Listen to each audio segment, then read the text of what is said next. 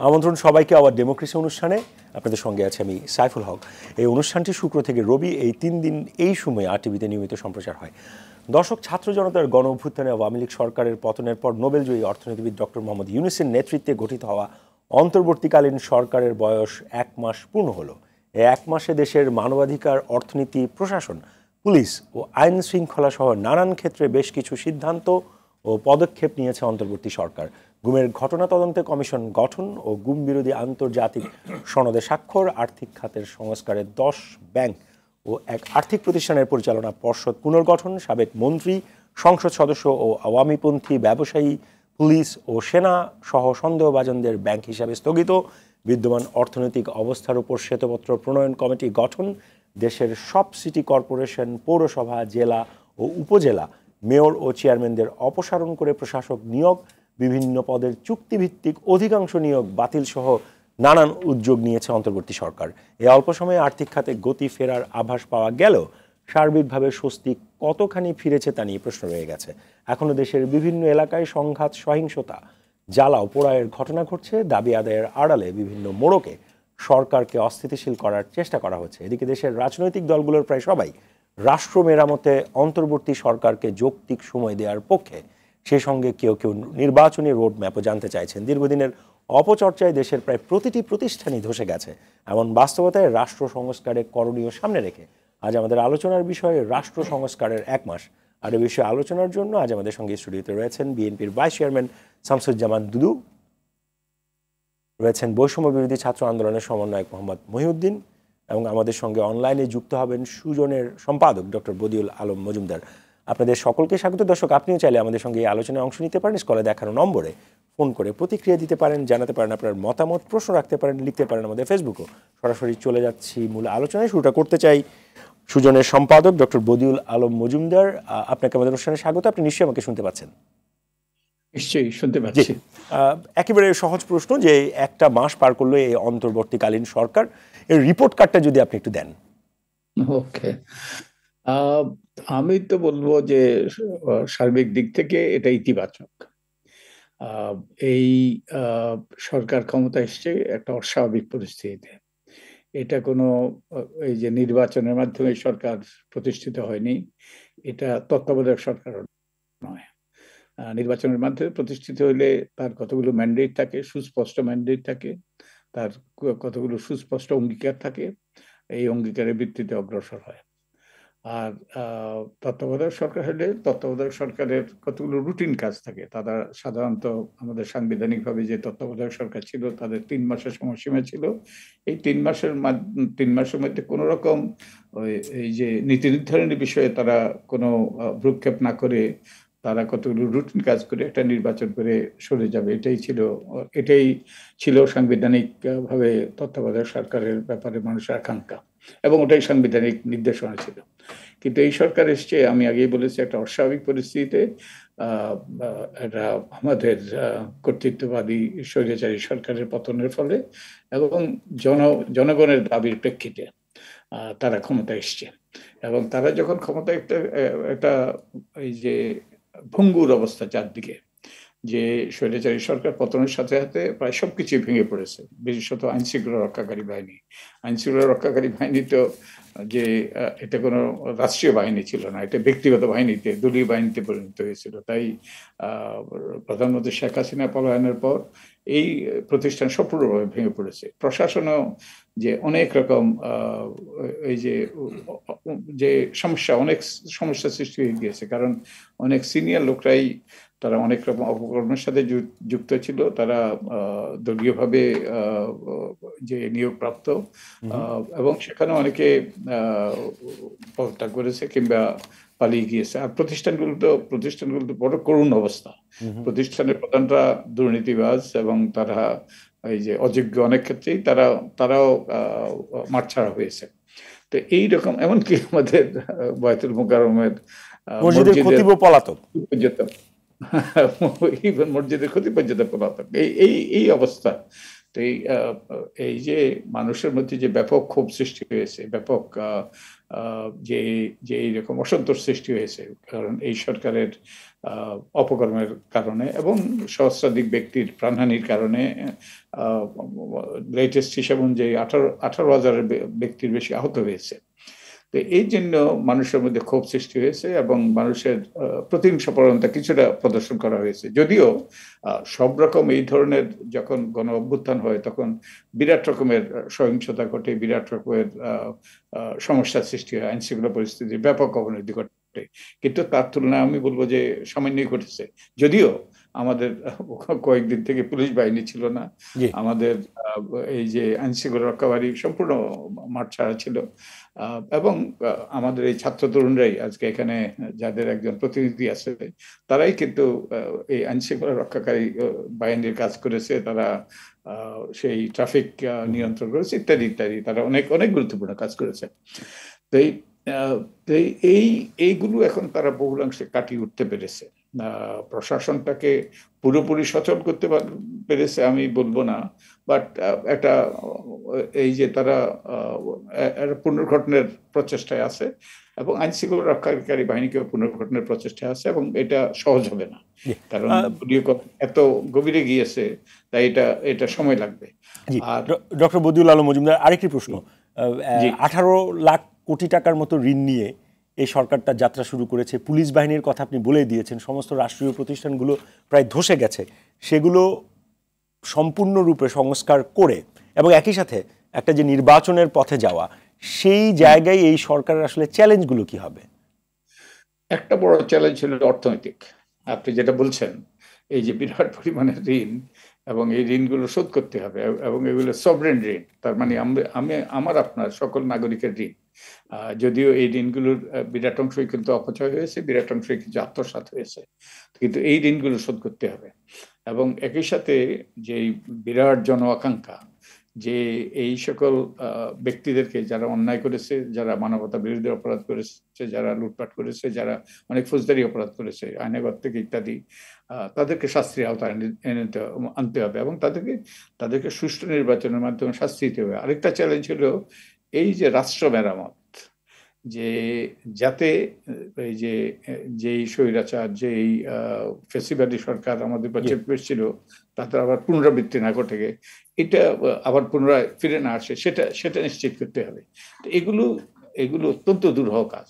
এখন তবে আসার কথা যে তারা এবারে উদ্যোগী ভূমিকা নেওয়া শুরু করেছে, যেমন তারা রাজনৈতিক দলের সাথে আলাপ আলোচনা শুরু করেছে, এবং এর থেকে প্রধান উপদেষ্টা বলেছেন যে একটা রোডম্যাপ প্রণীত হবে, এবং ওই রোডম্যাপ ধরে যে কতগুলো মাইলস্টোন থাকবে, কতগুলো সময়সীমা থাকবে, তার ভিত্তিতে আলাপ আলোচনা করে তারা হয়তো একটা ঐক্যমতে বুঝতে পারবে রাজনৈতিক দলের সাথে, এবং ওর প্রেক্ষিতে একটা নির্বাচনের সময়সীমা নির্ধারিত হবে।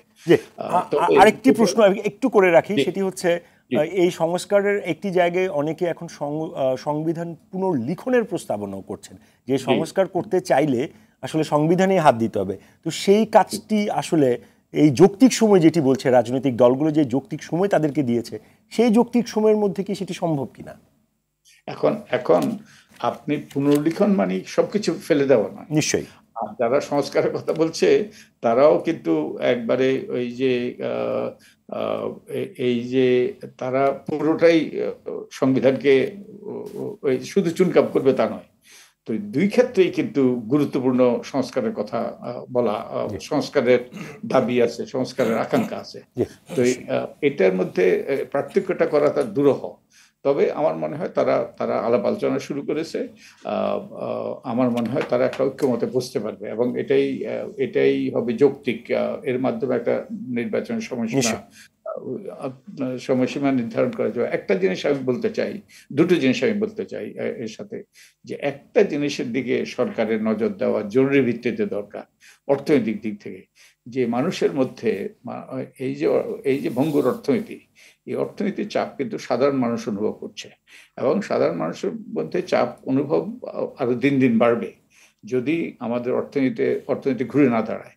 তাই এইদিকে ওই যে সবচেয়ে বেশি অগ্রাধিকার দিতে হবে আমার মনে হয়, যাতে সাধারণ মানুষ ক্ষতিগ্রস্ত না ধন্যবাদ। আর ওই যে বিচারের আমি আবার আপনার কাছে নিশ্চয়ই ফিরবো। এবারে যেতে চাই বৈষম্য বিরোধী ছাত্র আন্দোলনের সমন্বয়ক মোহাম্মদ মহিউদ্দিন, আপনার কাছে। আপনাকে স্বাগত আমাদের অনুষ্ঠানে। আজকে আপনাদের প্রধান উপদেষ্টার সাথে একটা ছাত্রদের মত বিনিময় সভা ছিল, সেখানে আপনিও ছিলেন। নিশ্চয়ই আপনারা অনেকগুলো বিষয় আলোচনা করেছেন। তো আপনার কাছেও একই কথা, আমি যেটি জানতে চাই যে 1 মাসটাকে আসলে কিভাবে দেখেন, যে আকাঙ্ক্ষা নিয়ে আপনারা এই আন্দোলনটি করেছেন এবং সফল হয়েছেন, এই 1 মাসটিকে আপনি কিভাবে মূল্যায়ন করেন? ধন্যবাদ আপনাকে। দেখুন, এই বৈষম্য বিরোধী ছাত্র আন্দোলনের যে নেতৃত্বে যে গণঅভ্যুত্থান হলো, সেখানে কিন্তু শুধু ছাত্ররা ছিল না, ছাত্র, শ্রমিক, জনতা, সর্বস্তরের জনগণের কিন্তু অংশগ্রহণ ছিল। আচ্ছা, এই বাংলাদেশের সর্বস্তরের জনগণ যে এই গণবিপ্লবে অংশগ্রহণ করলো, এটা কিন্তু একদিন 2 দিনের আন্দোলনের ফসল না। এটা হচ্ছে গত 15-16 বছর ধরে যে ফেসিস্ট রিজিম কায়েম ছিল, সেটার উপর যে মানুষের ক্ষোভ, সর্বক্ষেত্রে যে অন্যায়, অত্যাচার, অবিচার, গুম, খুন, হত্যা, তারপর হচ্ছে আপনার সিন্ডিকেট, যে বাজারের সিন্ডিকেট, দ্রব্যমূল্যের ঊর্ধ্বগতি, ভোট দিতে না পারা, ভোট দিতে না পারা, এইসব ক্ষোভের একটা প্রতিফলন ঘটে হচ্ছে এই জুলাই বিপ্লবের মাধ্যমে। যার আমরা হচ্ছে জুলাই বিপ্লবের চূড়ান্ত ফলাফল ঘটে হচ্ছে 5ই আগস্ট একটা গণবিপ্লবের মাধ্যমে। তো এই যে আমাদের বিপ্লব পরবর্তী যে সরকার গঠন করা হয়, অন্তর্বর্তীকালীন সরকার, সেটা কিন্তু আমাদের ছাত্র জনতার ইচ্ছা অনুযায়ী আমরা যে রূপরেখা নিয়ে কাজ করতে চাই, যে আউটলাইন নিয়ে কাজ করতে চাই, সেই রূপরেখা বাস্তবায়নের জন্যই কিন্তু এই অন্তর্বর্তীকালীন সরকার কাজ করে যাচ্ছে।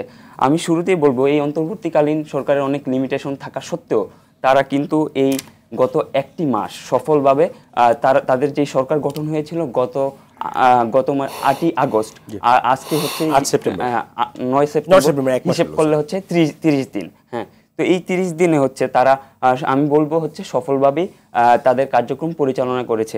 দেখবেন হচ্ছে এই গত 15 বছরের যে অর্থনৈতিক অবস্থা, ভঙ্গুর অবস্থা, আপনি দেখবেন যখন হচ্ছে এই আওয়ামী ফ্যাসিস্ট রিজিমের পতন ঘটে, তখন কিন্তু বাংলাদেশের রিজার্ভের অবস্থা খুবই বাজে অবস্থা ছিল। সেটা প্রায় 14 বা 13 বিলিয়নের নিচে নেমে এসেছিল। এখন কিন্তু দেখবেন গত 1 মাসেই কিন্তু আমাদের এই রিজার্ভ বেড়ে প্রায় 20 বিলিয়ন ডলারের কাছে পৌঁছে গেছে। তো এক্ষেত্রে কিন্তু আমাদের প্রবাসীদের একটা বড় অবদান আছে। তো এক্ষেত্রে বলবো এটা কিন্তু আমাদের সরকারের একটা সাফল্য হিসেবে বড় অ্যাচিভমেন্ট। এছাড়াও হচ্ছে আপনি দেখবেন এই যে আওয়ামী ফ্যাসিস্ট, তাদের হচ্ছে সর্বক্ষেত্রে সচিবালয় থেকে শুরু করে একেবারে হচ্ছে কি বলবো ইউনিয়ন পর্যায় পর্যন্ত সর্বক্ষেত্রে হচ্ছে তাদের দালাল, মসজিদের ইমামের কথা বলেছেন, মসজিদের ইমামও এই যে হচ্ছে বদিউল আলম ভাই বললেন হচ্ছে কিছুক্ষণ আগে বাইতুল মোকাররমের খতিব পর্যন্ত পলাতক। তো সব ক্ষেত্রেই তাদের হচ্ছে দোসররা, দালালরা ছিল। তো তাদের এই যে সর্বক্ষেত্রে তাদের এই ফ্যাসিস্ট রিজিমকে হচ্ছে কি বলে ভেঙে দেওয়ার হচ্ছে প্রসেসটা অলরেডি শুরু হয়ে গেছে। আপনারা দেখবেন মন্ত্রী পরিষদ সচিব, কয়েকজন সচিবকে অলরেডি অপসারণ করা হয়েছে, ওএসডি করা হয়েছে। তারপর দেখবেন হচ্ছে আমাদের বিচার বিভাগের যে প্রধান বিচারপতি ছিল, সে পদত্যাগ করেছে। এছাড়া হচ্ছে 5 জন বিচারক পদত্যাগ করেছে। এছাড়াও নির্বাচন কমিশন, প্রধান নির্বাচন কমিশনার পদত্যাগ করেছে। এছাড়াও বাংলাদেশ ব্যাংকের গভর্নর পদত্যাগ করেছে। তো সর্বক্ষেত্রে হচ্ছে আমরা প্রশাসনিক রদবদল করে হচ্ছে আমরা একেবারে আমরা তো হচ্ছে একদিনেই তো হচ্ছে একেবারে সব জায়গায় পারফেক্ট লোক বসাতে পারবো না, বাট আমরা তুলনামূলকভাবে যারা হচ্ছে গ্রহণযোগ্য, আমরা তাদেরকে বসানোর জন্য হচ্ছে আমাদের এই অন্তর্বর্তীকালীন সরকার কাজ করছে সাফল্যের সহিত। জি, ধন্যবাদ। আমি আবারও ফিরবো, এবারে যেতে চাই বিএনপির ভাইস চেয়ারম্যান শামসুজ্জামান দুদু ভাই আপনার কাছে। যে প্রশ্নটি আসলে দুজনকে রেখেছি, একই প্রশ্ন। এই 1 মাসটা একটু আপনার কাছ থেকে মূল্যায়ন শুনতে চাই, এবং একই সাথে আসলে দিন শেষে একটি নির্বাচনী রোডম্যাপের প্রত্যাশা রাজনৈতিক দলগুলো করছে, সেই জায়গায় যাওয়া পর্যন্ত আসলে কি কি চ্যালেঞ্জ এই সরকার ফেস করবে একটু যদি বলেন। জি, আপনাকে ধন্যবাদ। আমার 2 জন সহযোগী আলোচক, একজন প্রবীণ অভিজ্ঞ আর একজন তরুণ সংগ্রামী, তাদের 2 জনকেই আমার শুভেচ্ছা। আর যারা অনুষ্ঠান দেখছেন আমাদের রাত জেগে, তাদেরকে অভিনন্দন। বদিউল আলম ভাই তো মানে একেবারে গুছিয়ে খুব সুন্দর করে বর্তমান অবস্থাটাকে তিনি ব্যাখ্যা করেছেন। আর আমার তরুণ বন্ধু মহিউদ্দিন, আমি খুবই আনন্দিত। আমিও একসময় ছাত্র ছিলাম, আমরা সবাই ক্যাম্পাসের মানুষ ছিলাম, আন্দোলন সংগ্রাম করেছে, চমৎকারভাবে মানে ব্যাখ্যা করেছে আন্দোলনের আগের ঘটনা এবং তার পরের অবস্থাটা সে ব্যাখ্যা করেছে। প্রশ্নটা হচ্ছে 1 মাস সময়টা অন্য যে কোনো সময়ের সঙ্গে একটু আলাদা। আলাদা হচ্ছে একটা স্বাভাবিক পরিবর্তনের মধ্য দিয়ে যদি আরেকটা সরকার ক্ষমতা মানে আরোহণ করে তাহলে একরকম পরিস্থিতি থাকে। আর এটা একটা মেসাগার আন্দোলন, এবং সে আন্দোলন হওয়ার পরও মানে ক্ষমতার পরিবর্তন হয়েছে, যেটা মহিউদ্দিনও বলছে যে প্রতিষ্ঠানগুলো যেগুলো আছে, যেমন পুলিশ, সামরিক বেসামরিক আমলাতন্ত্র, তারপরে নির্বাচন কমিশন, এমন একটা জায়গা নেই সেখানে কিন্তু কোনো মেসাগার পরিবর্তন হয়নি। যারা ছিল গত 15 বছর বা 16 বছর ধরে কম বেশি তারাই আছে, এবং এই যে রিজিমটা এখানে নৃশংসতা দেখিয়েছে ভয়ঙ্করভাবে, গণতন্ত্র কেড়ে নিয়েছে, মানুষের মৌলিক অধিকার কেড়ে নিয়েছে, মানে যা কিছু মানবিক মূল্যবোধ আমাদের ছিল সব পদদলিত হয়েছে। যেমন সংবিধান নিয়েই প্রশ্ন তুলেছে, এই সংবিধানটাও একেবারে সংবিধানের খোলসটা আছে, কিন্তু সংবিধানে যেগুলো বিষয় মানুষের অধিকারের কথাগুলো থাকে কিছুই নাই। তো এর ভিত্তিতে কিন্তু এই সরকারকে যদি আমি বিচারের কাঠগড়ায় দাঁড় করাই, কাঠগড়াই বলছে, তাহলে কিন্তু তারা যা কিছু করেছে এটা অনন্যই বলবো আমি। এটাকে সহজভাবে নেওয়ার জন্য আমি দেশবাসীকে এবং আমার ধারণা দেশের মানুষও তাদের সঙ্গে বিষয়টা এরকম কি যে এক্সট্রাঅর্ডিনারি সিচুয়েশনে তারা এক্সট্রাঅর্ডিনারিলি পারফর্ম করেছে লাস্ট 1 মান্থ, এটা আমি তাদের ইয়ে দেবো, এবং আমার দলের পক্ষ থেকেও তাদের নিরঙ্কুশ সমর্থন দিয়েছে। তারা যে কাজগুলো হাতে নিয়েছে সেটাকে অভিনন্দিত করেছে, এবং এই কথাই স্পষ্ট করে আমার দল বিএনপি স্পষ্ট করে বলেছে আমরা তাদের সঙ্গে আছি। হ্যাঁ, সেই জন্য এখানে এই যে অর্থনীতির ক্ষেত্রে যে কথাগুলো আসছে, এটা একেবারে ধ্বংসের দ্বার প্রান্ত থেকে তারা শুরু করেছে, সমৃদ্ধ অর্থনীতি নাকি। বিএনপি প্রায় 40-45 বিলিয়নের একটা মানে অবস্থান রেখেই গেছিল আওয়ামী লীগের হাতে, আর সে যখন চলে গেছে 13 বিলিয়ন, মানে বিষয়টা কিন্তু এটাকে যদি 100 ভাগে নিয়ে যেতে পারতো তাহলে তাদের সাফল্যের কথা আমরা বলতে পারতাম। এই অর্থনৈতিক অবস্থা, আইনশৃঙ্খলা পরিস্থিতি, কয়েক হাজার মানুষকে মেরে তারা এখানে আসছে, শেষের 1 মাস তো তারা একটা মেসাগার হত্যাকাণ্ড, সেই 3-4-5 দিনেই প্রায় 800-র মতো, আর 15-16 বছরের ধরে তো তারা গুম করেছে, হত্যা করেছে, নিখোঁজ করেছে।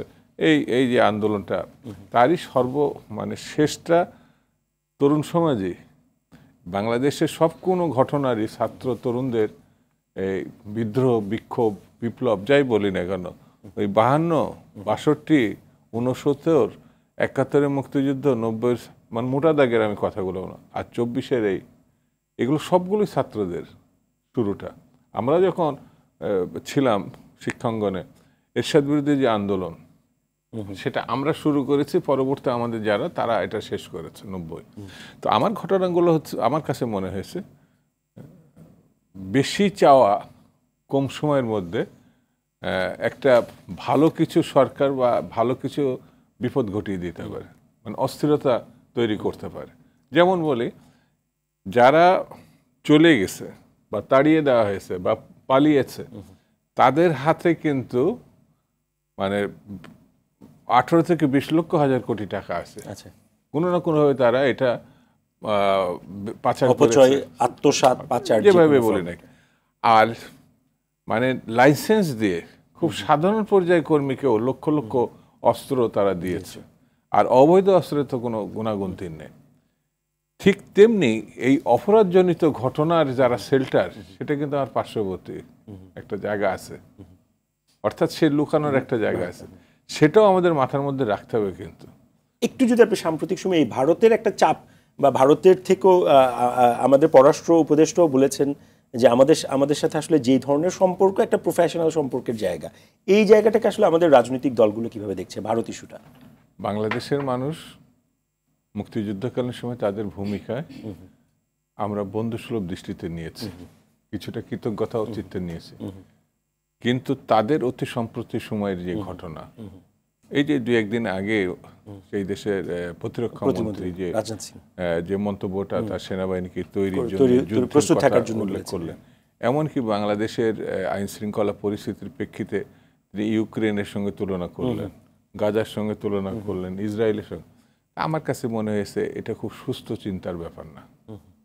মানে আমাদের দেশ একটা তাৎক্ষণিক 1 মাসের ভিতরে যে আন্দোলন হয়েছে, এবং ফ্যাসিবাদকে পতন করছে, যে পরিস্থিতির আমরা মুখোমুখি হতে পারতাম তার আমার ধারণা 5% হয়নি।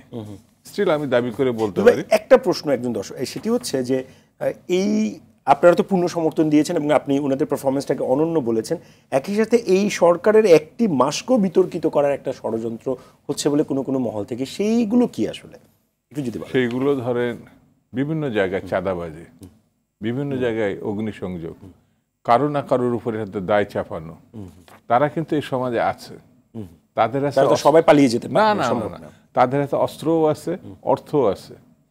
তারা এতদিন যা 15-16 বছর ধরে করছে, সেই নাশকতা করছে, তারা অন্যের ঘাড়ে কিন্তু এটা চাপিয়েছে। সে একই ঘটনা কিন্তু তারা এখন করছে, করে এই সরকারকে বিপদে ফেলা। কারণ তারা জানে যে এই যে পুলিশের যে মানে সেট আপটা, আমি তাদেরকে নিরুৎসাহিত করছি না, কিন্তু রিক্রুটমেন্ট এবং তাদেরকে এই জায়গায় এনে দাঁড় করানো, সেটা তো ফ্যাসিস্ট সরকারেরই ঘটনা। আইনের বাইরে নিয়ে যাওয়া। আমাদের অনেক ভালো ভালো পুলিশ অফিসার ছিল যারা দেশে না সারা বিশ্ব নাম করছে, কিন্তু তাদেরকে লাগামহীন অবস্থায় নিয়ে গেছে এই মানে গত সরকার। সেই জন্য তারা কিন্তু এখনো আছে।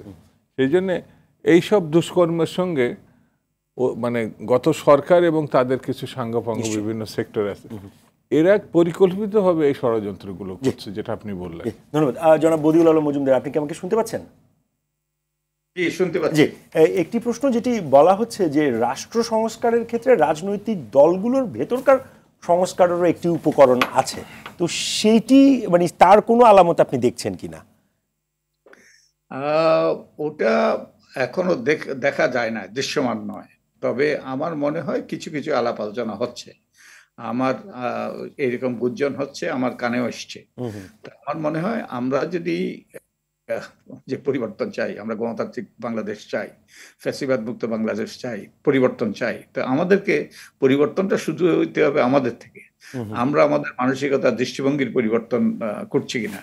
একটা মানুষের মধ্যে একটা এই যে প্রবণতা, যে ক্ষমতা সবাই চায়, এবং মানবিক দুর্বলতা হলেও ক্ষমতা কুক্ষিগত হয় এবং ক্ষমতার অপব্যবহার হয়।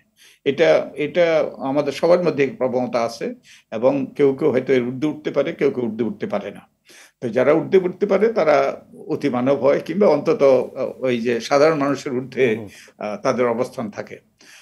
তো এই রাজনৈতিক দল, এখন আমাদের রাজনৈতিক দলগুলোর জন্য একটা অপূর্ব সুযোগ, যে রাজনৈতিক দলগুলোকে আমরা গণতন্ত্র চাই, তাদেরকে গণতান্ত্রিক হওয়ার একটা সুযোগ। যেমন বিএনপির জন্য একটা বড় সুযোগ, যে তারা সবচেয়ে এখন বড় দল, আমি নিশ্চিত। তারা একটা যদি সদস্য সংগ্রহ অভিযান শুরু করে, এবং সদস্য সংগ্রহ 100 টাকা দিয়ে শুরু করলো, কেউ 1000 টাকা দিল, কেউ 10,000 টাকা দিল, কেউ ইভেন আরো বেশিও দিল, এর মাধ্যমে তারা অর্থকড়িও সংগ্রহ করলো, এবং তারা সদস্য সংগ্রহ করলো, এবং সদস্যরা যেন পরিচ্ছন্ন ভাবমূর্তির হয়, এবং তারা যেন দুর্বৃত্ত না হয়, এটা নিশ্চিত করলো।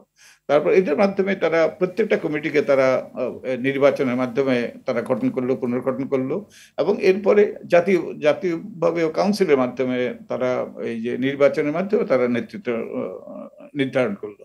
এবং এটা হবে গণতান্ত্রিক, একটা গণতান্ত্রিক রাষ্ট্র গড়ে তুলতে হলে একটা গণতান্ত্রিক দল হওয়া দরকার। এবং একই সাথে যে অর্থকড়ি তারা সংগ্রহ করছে, এবং এগুলোই হতে পারে তাদের অর্থকড়ির উৎস, এবং এটা স্বচ্ছতার সাথে তারা ব্যয় করা। আর তারা আগামী নির্বাচনে যে তারা কাকে মনোনয়ন দেবে, এখন থেকে তারা যদি এই প্রচেষ্টা শুরু করে, তারা এই যে আমরা হলফনামার কপি আছে আমাদের কাছে, ওই যে, এবং আমরা এটাকে আরো পরিচালিত করেছি, তো এইগুলো ব্যবহার করে পরিচ্ছন্ন ইমেজের যারা দুর্বৃত্ত নয়, তাদেরকে এখন থেকেই তারা এই যে তাদের একটা প্যানেল তৈরি করা, এবং তাদের এমনকি পরীক্ষাও নিতে পারে, তাদের এই রাষ্ট্র পরিচালনা সম্পর্কে কোনো ধ্যান ধারণা আছে কিনা। এইভাবে তারা যদি অগ্রসর হয়, তাহলে কিন্তু তারা এই সুযোগটা কাজে লাগাবে। তারা ওই যে একটা স্বচ্ছ, দায়বদ্ধ গণতান্ত্রিক দলে পরিণত হবে, এবং তারা যদি, যেমন বিএনপি যদি এই কাজটা করে, তাহলে অন্য দলগুলো বাধ্য হবে। কারণ বিএনপি দেখি তারাও বাধ্য হবে, কারণ তারা অস্তিত্বের সংকটে পড়বে। তো আমার মনে হয় এই কাজটা জরুরি ভিত্তিতে শুরু হওয়া দরকার, আমাদের শুধু বিএনপির স্বার্থে নয়, এটা আমাদের সকলের স্বার্থে, কারণ এর মাধ্যমে একটা সব দলগুলো গণতান্ত্রিক হওয়ার সুযোগ সৃষ্টি হবে এবং আমরা বাংলাদেশে একটা সত্যিকার অর্থে গণতান্ত্রিক শাসন প্রতিষ্ঠার সুযোগ পাবো। আরেকটি প্রশ্ন যেটি ডক্টর বদিউল আলম মজুমদার, আরেকটি প্রশ্ন যে রাজনীতিতে সুবিধাবাদীদের অনুপ্রবেশের একটা ধারা সবসময় আছে, সেটি পরিবর্তিত পরিস্থিতিতেও আছে, সেটি অতীতেও নিশ্চয়ই ছিল। তো সেই ক্ষেত্রে আপনি যেটি কতগুলো ক্রাইটেরিয়া বললেন যে নির্বাচনে পেশি শক্তির ব্যবহার হবে না, নির্বাচনে নমিনেশনের জন্য নমিনেশন বাণিজ্য হবে না, সজ্জন লোক, আপনি অনেকগুলো সেগুলো আসলে রাজনৈতিক দলগুলোর অনেক ডিনামিক্স মোকাবেলা করে এটি কি আসলে খুব বাস্তবভাবে আসলে এটা আমরা দেখতে পারবো বাস্তব চিত্রটা? আমার বাস্তব দেখতে পারবো কিনা সেটা ভিন্ন কথা। আমার মনে হয় এটা বর্তমান প্রেক্ষাপটে এটা সহজ। যেমন বিএনপি এই কাজটা করতে পারতো না যখন আওয়ামী লীগ ক্ষমতা ছিল, কারণ ওই আওয়ামী লীগে তাদেরকে লুপে নিত। যেমন ওই যে জামাতকে নিয়ে সবাই খেলেছে, কারণ সবাই চেয়েছে জামাতকে, কারণ জামাতে যে ওই যে মাঠে যে শক্তি আছে সেই জন্য। তো এখন আর সেই ভয় নাই। বিএনপি যদি এই কাজটা শুরু করে যে অন্য একটা দলে তারা ভিড়বে, তারা তাদেরকে নিয়ে যাবে, সেই সুযোগ নেই, সেই ভয় নাই। তাই এখন এই যে দুর্বৃত্তদেরকে দূরে রাখা, এটার এই এখনই মোক্ষম সময় এইরকম একটা প্রচেষ্টা শুরু করা, যেটা আমাদের একটা সুন্দর ভবিষ্যৎ সৃষ্টি করার দ্বার উন্মোচিত করবে। অসংখ্য ধন্যবাদ। আমি আপনার পরামর্শটা একটু দুধ ভাই, আপনার উনি অনেকগুলো পরামর্শের কথা বলেছেন বা পদ্ধতির কথা বলেছেন, রাজনৈতিক দলগুলোর ভেতরও গণতান্ত্রিক চর্চাটার সুযোগ কতখানি সেটি একটু শুনতে চাই, আপনাদের আসলে অবস্থানটা। আমি ডক্টর বদিউল আলম মজুমদার, আপনি আমাদের সঙ্গে যুক্ত ছিলেন এবং আপনাকে অসংখ্য ধন্যবাদ। এই আর কি, আমরা আলোচনাটা কন্টিনিউ করছি। ওকে, থ্যাংক ইউ। বদিউল আলম ভাই অত্যন্ত বিশেষজ্ঞ পর্যায়ের একজন মানুষ, শুধু নির্বাচন না, রাজনীতির বিভিন্ন সেক্টরে তিনি মানে প্রতিনিয়ত খোঁজখবর রাখেন, পরামর্শ দেন, লেখেন, বলেন এবং অত্যন্ত সুন্দরভাবে বলেছেন। যেমন আমাদের একটা প্রশিক্ষণ কেন্দ্র আছে, যেটা উনি বলছেন যে একটা প্রশিক্ষিত বাহিনী বা কর্মী বাহিনী, সদস্য 100 টাকার ভিত্তিতে নতুন সদস্য, ওইটা তো আমাদের চলমান, মানে চলমান না, এটা শহীদ জিয়া রহমানের আমল থেকে। এটা আমাদের শুধু নতুন সদস্য না, এটা আবার যারা সদস্য আছেন তাদের অনেক সময় রিনিউ করতে হয়। যারা আছেন এককালীন একটা অর্থ দিয়ে এটা তারা রিনিউ করে। প্রাথমিক আমার একটা পদ, যেটা আপনি বলছেন প্রাথমিক সদস্য পদটা, হ্যাঁ প্রাথমিক সদস্য আছে একটা, আর মাসিক একটা চাঁদা দিতে হয় পার্টিকে। সর্বক্ষেত্রে হয়তো অনেক সময় এটা আদায় হয় বা হয় না, কিন্তু এটা চলমান। 2 নম্বর হচ্ছে যেমন সংস্কার প্রশ্নে আমাদের 31 দফা আছে কিন্তু রাষ্ট্র নির্মাণের ব্যাপারে। এটা মানে 2030 আরেকটা কর্মসূচি আছে, এটা বেগম জিয়া উত্থাপন করেছেন, ওই 31 দফা তিনি উত্থাপন করেছেন। অর্থাৎ আমরা আগামী দিনে কি করব সেই জিনিসটা এখানে আছে। আর যেমন ছাত্র দলের আমাদের কিছু কর্মসূচি আছে, আমাদের এই যে তরুণের প্রতীক তারেক রহমান সাহেব, ছাত্র রাজনীতি কিন্তু শুধু বয়স সীমা না, নিয়মিত ছাত্র। আগে তো অনেক সময় ছাত্র না থাকলেও ছাত্র নেতৃত্ব, এখন কিন্তু ছাত্র দলের এটা সুযোগ নাই। 2 নম্বর হচ্ছে এটা নির্বাচনকে ফেস করে সারা দেশের কাউন্সিলররা এসে তাদের ভোট দিয়ে তারা প্রার্থীকে নির্বাচন করে। অর্থাৎ এটা নির্বাচনী প্রক্রিয়ায় কিন্তু স্টুডেন্ট আছে। আরেকটা বিষয় উনি একটু তুলেছিলেন, সেটি আমি বিরতির পর আপনার কাছ থেকে শুনবো, প্রশ্নটা রেখে যেতে চাই। বলা হচ্ছে রাজনৈতিক দলগুলোর ভেতর সংস্কারের ক্ষেত্রে একচ্ছত্র ক্ষমতা কুক্ষিগত না থাকার জন্য এমনও বলা হচ্ছে যিনি পার্টির প্রধান হবেন তিনি হয়তো সরকার প্রধান হবে না, যেটা ভারতও আছে বা অনেকগুলো দেশে আছে। সেই রকম কোনো চিন্তাভাবনা, যেমন আপনাদের দলের থেকে বলা হয়েছে যে পরপর 2 মেয়াদে প্রধানমন্ত্রীর ক্ষেত্রে আপনারা এক ধরনের রিজার্ভেশন দিয়েছেন, যেটা আপনারা চান না। তো সেই বিষয়গুলো আপনার কাছ থেকে আমি শুনবো, তবে আমাদেরকে একটা বিরতিতে যেতে হচ্ছে। দর্শক, আওয়ার ডেমোক্রেসি অনুষ্ঠানে নিচ্ছি ছোট্ট বিরতি, আমাদের সঙ্গেই থাকুন।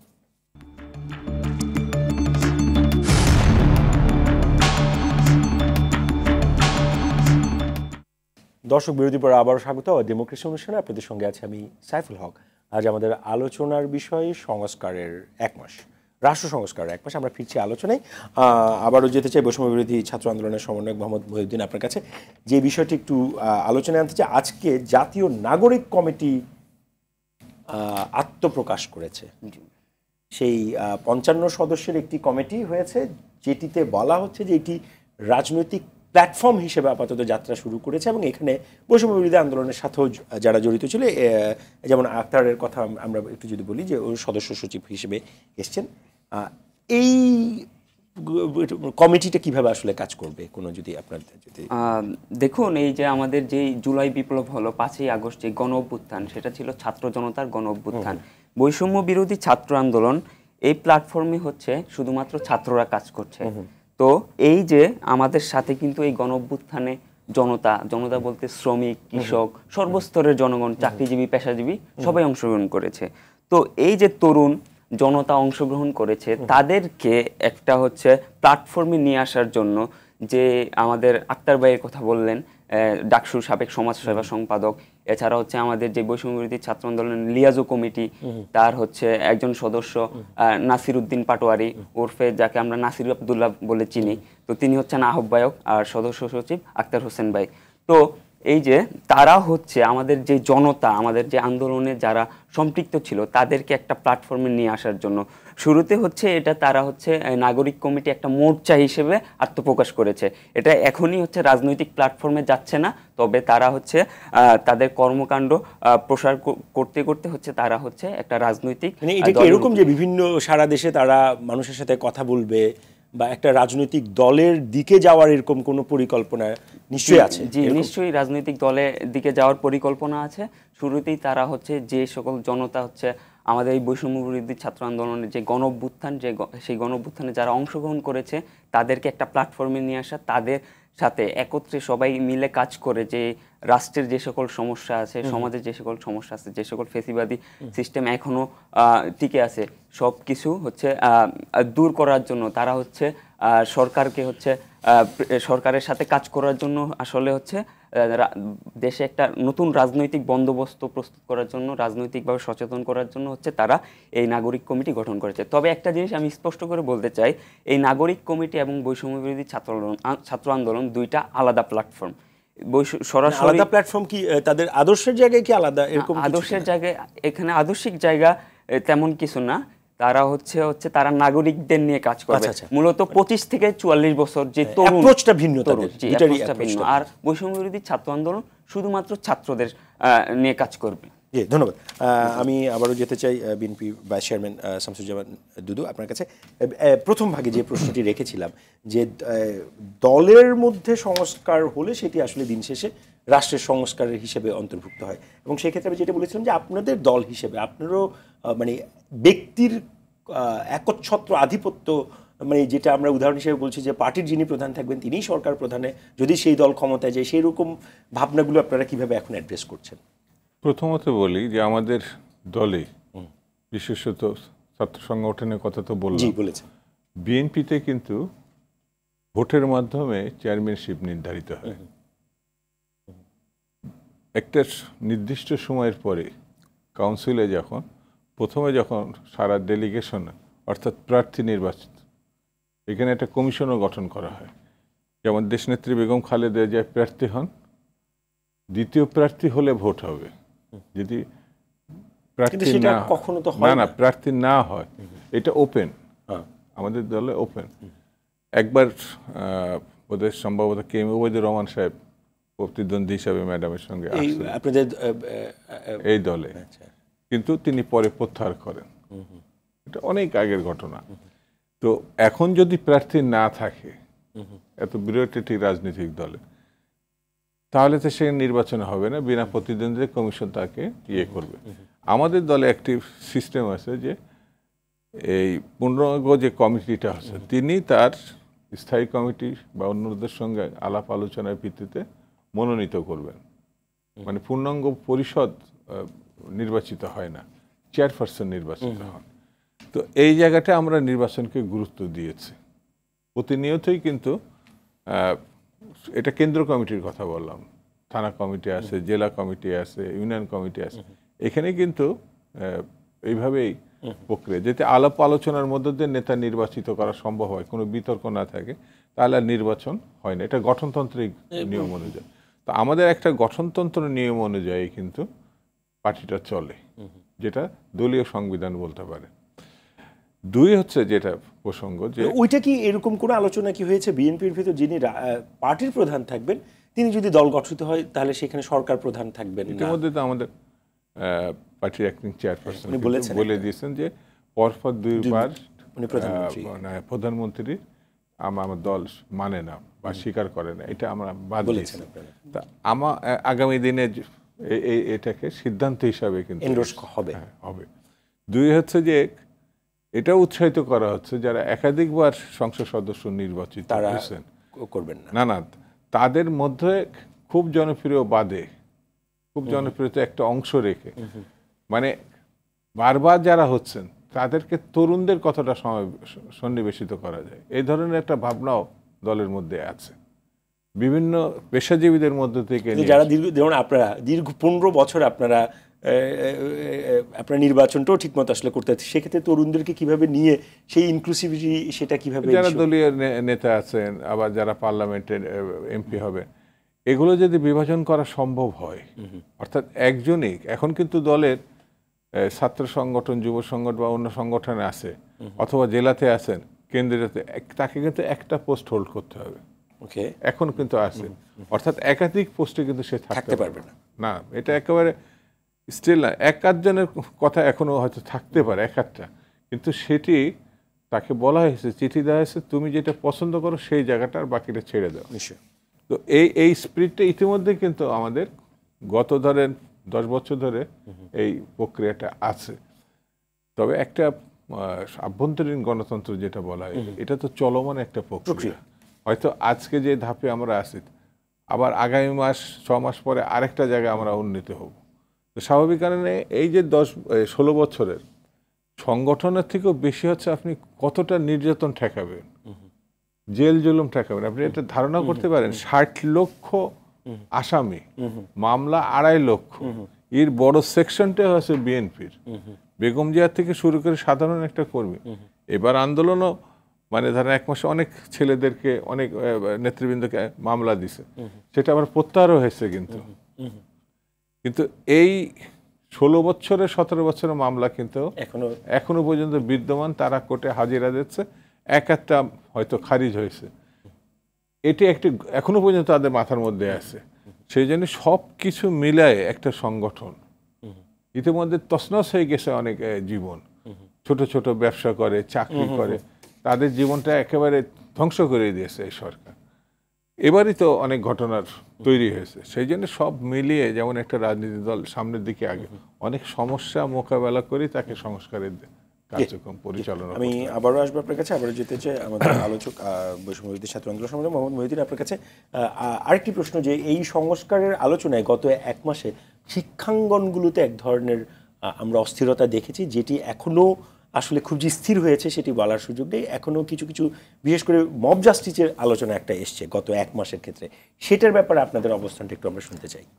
দেখুন, যে গত 15-16 বছরের যে আওয়ামী ফ্যাসিস্ট রিজিম কায়েম করেছিল, সেখানে কিন্তু দেখবেন আমাদের বিশ্ববিদ্যালয়ের প্রশাসন হতে শুরু করে স্কুল পর্যায়েও কিন্তু হচ্ছে সেখানে ফেসিবাদের দোসররা হচ্ছে তাদের ত্রাসের রাজত্ব কায়েম করেছিল।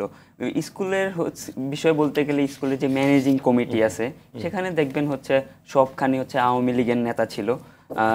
তো দেখেন এই যে এত 15-16 বছরের যে মহিউদ্দিন, আমি বিশেষ যে জায়গাটাতে আসতে চাচ্ছি, যে স্কুলের শিক্ষকদেরকে ধরেন আমরা যেগুলো গণমাধ্যম বা সোশ্যাল মিডিয়াতে দেখেছি, ধরেন খুব হেনস্থা করে নামিয়ে দেওয়া, পদত্যাগ, এইগুলোর ব্যাপারে আপনারা সরকারের পক্ষ থেকেও প্রজ্ঞাপন দেওয়া হয়েছে, বৈষম্যবিরোধী ছাত্র আন্দোলনের পক্ষ থেকেও স্পষ্ট বার্তা দেওয়ার পরও হয়তো কিছু মাত্রায় থেমে এসে, কিন্তু এগুলোর ব্যাপারে আসলে আপনাদের অবস্থানটা কি? আজকে কি সেই ধরনের কোনো আলোচনা আপনার প্রধান উপদেষ্টার কাছে আপনারা তুলেছেন? জি, আজকে যে আমাদের প্রধান উপদেষ্টার সাথে মত বিনিময় সভা হয়, সেখানে আমরা এই মব জাস্টিস নিয়ে হচ্ছে মত বিনিময় করি।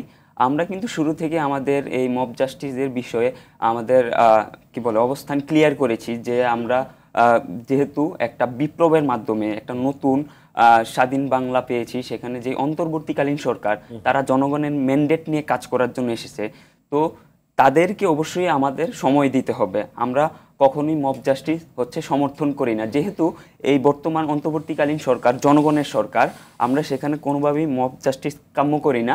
সেখানে আমাদের সবার কাছে সবসময় স্পষ্ট বার্তা থাকে যে মব জাস্টিসের আশ্রয় যাতে না নেয়। কোনো ব্যক্তির যদি অপরাধ থাকে সেটা হচ্ছে আমাদের আইনের মাধ্যমে আইনি প্রক্রিয়া হচ্ছে তার বিচার হোক। আপনারা খুব স্পষ্ট যে আসলে এটা আইনের সুশাসনের নিশ্চিত করাটাও যেহেতু এই আন্দোলনের একটা স্পিরিট ছিল, তো সেটা আপনারা অক্ষুণ্ণ রাখতে চান। যে নিশ্চয়ই আমি আবারও সময় পেলে আপনার কাছে আসবো, আবারও যেতে চাই শামসুজ্জামান দুদু আপনার কাছে, যে রাজনৈতিক দলগুলোর পক্ষ থেকে নির্বাচনের ব্যাপারে এক এক ধরনের প্রত্যেকে একটি শব্দ বলছে, যদিও শব্দটি আমার কাছে একটু পরিষ্কার হচ্ছে না, যৌক্তিক সময়। এই যৌক্তিক সময় নিজেও একটা আসলে আপেক্ষিক শব্দ, কারো কাছে যৌক্তিক 3 মাস, কারো কাছে 2 বছর, কারো কাছে 3 বছর। তো যেই কাঙ্ক্ষিত বাংলাদেশ, নতুন বাংলাদেশ আমাদের তরুণ বন্ধুরা যেটি বারবার বলছেন যে চাই, সেখানে এই যৌক্তিক সময়টা আসলে কিভাবে নিরূপিত হবে? আমাদের যিনি প্রধান উপদেষ্টা উনিও কিন্তু বলেছেন খুব স্পষ্ট, একদিনও বেশি থাকবেন না। হ্যাঁ, উনি এবং তার সঙ্গে যারা আছেন, যেমন প্রধান উপদেষ্টা একটা মনীষীতুল্য ব্যক্তি, জি, পণ্ডিত ব্যক্তি, এবং শুধু আমার দেশে না, সারা বিশ্বে তিনি একটা গ্রহণযোগ্য ব্যক্তি হিসাবে জানেন এবং লেখাপড়া করা মানুষ। উনি যেমন ব্যবসা আন্তর্জাতিক পর্যায়ে ব্যবসা এবং প্রফিট, সামাজিক ব্যবসা, এই জিনিসটাই কিন্তু একটা রাজনৈতিক ঘটনারই অন্য রূপ, সারা বিশ্ব গ্রহণ করেছে। তো উনি বাংলাদেশ থেকে এটা সারা বিশ্বে উনি নিয়ে গেছেন। তো সেই কারণে উনি একটা পণ্ডিততুল্য মানুষ। ওনার সঙ্গে যারা আছে ওনারা পণ্ডিততুল্য, মানে পরামর্শ দিতে যদি চাই দিতে পারি না তা না, কিন্তু ওনারা এগুলো জানেন, আমার ধারণা এটা জানেন। পোড় খাওয়া মানুষ এর মধ্যে আছে, আন্দোলন করা মানুষ এখানে আছে, সাহসিক মানুষ এখানে আছে।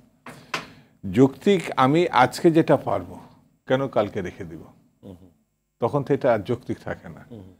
এটা যদি পরশুদিনের ঘটনা হয়ে থাকে কেন আমি আজকে দাবি করব? বিষয়টা এইরকম ভাবে দেখা।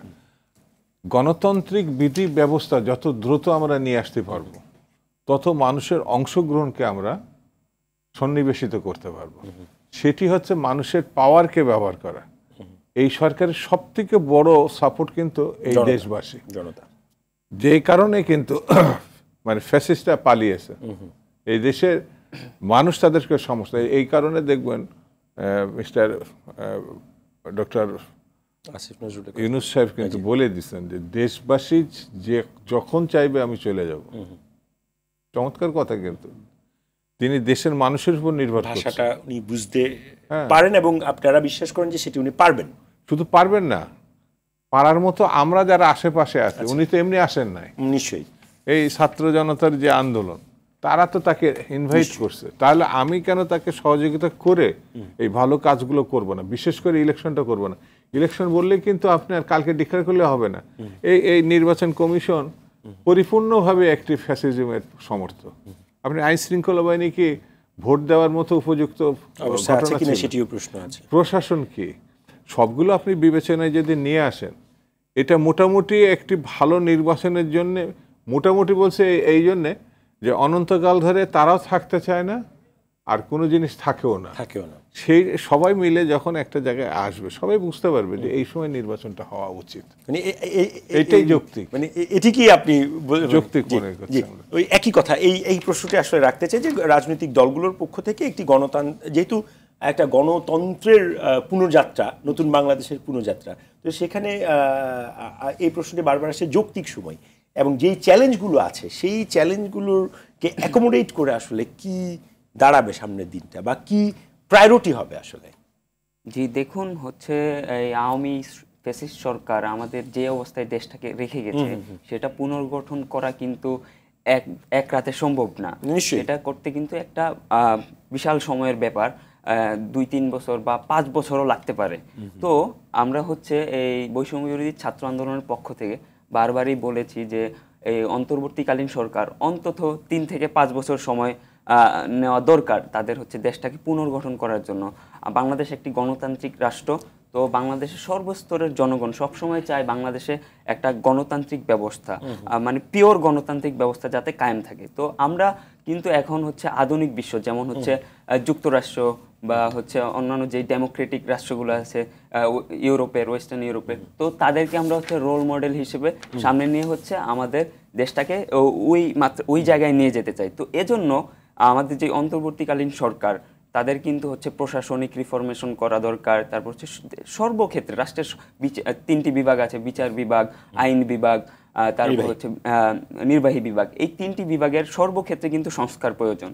তো সর্বক্ষেত্রে সংস্কারের মাধ্যমে একটা হচ্ছে লেভেল প্লেইং ফিল্ড, সকল দলের জন্য, সকল রাজনৈতিক দলের জন্য একটা লেভেল প্লেইং ফিল্ড যখন তৈরি হবে, তখনই কিন্তু হচ্ছে একটি নির্বাচন দেওয়ার একটা পারফেক্ট সময় আসবে। তো ওই পর্যন্ত হচ্ছে আমাদের এই ইন্টারিম গভর্নমেন্টকে সময় দেওয়া উচিত। তো সেই সময় দেওয়ার ব্যাপারে যেটা দুদু ভাই বলেছেন, যে সেই যৌক্তিক সময় দেওয়ার ব্যাপারে প্রত্যেকের মধ্যে একটা ঐক্যমতের জায়গায় কিন্তু বড় রাজনৈতিক দল বা ছোট, আমি বড় ছোট না বলে রাজনৈতিক দলগুলো, বিরাজমান রাজনৈতিক দলগুলো আছে। তো এই প্রশ্নটি যেটি দুদু ভাই তুলেছেন, যে যেটি আজকে করণীয় সেটা আমি নিশ্চয়ই কালকের জন্য ফেলে রাখবো না, আবার যেটি আসলে পরশু করণীয় সেটা আজকে নিশ্চয়ই করবো না।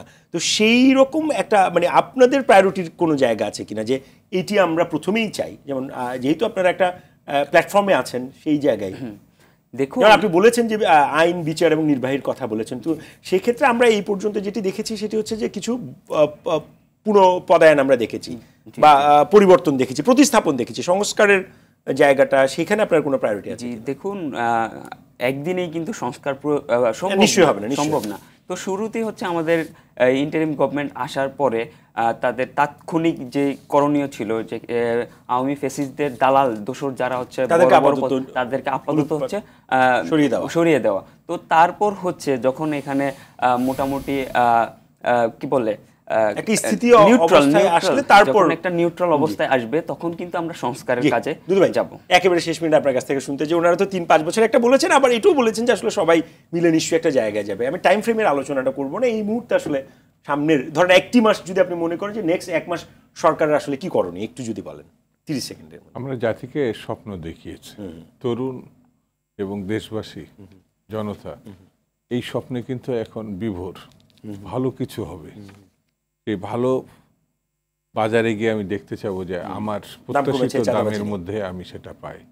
ছাত্ররা এখনো পর্যন্ত ইউনিভার্সিটিতে ফেরে নাই, ফিরবে, হলে যাবে, উৎসব করবে, লেখাপড়া যাবে।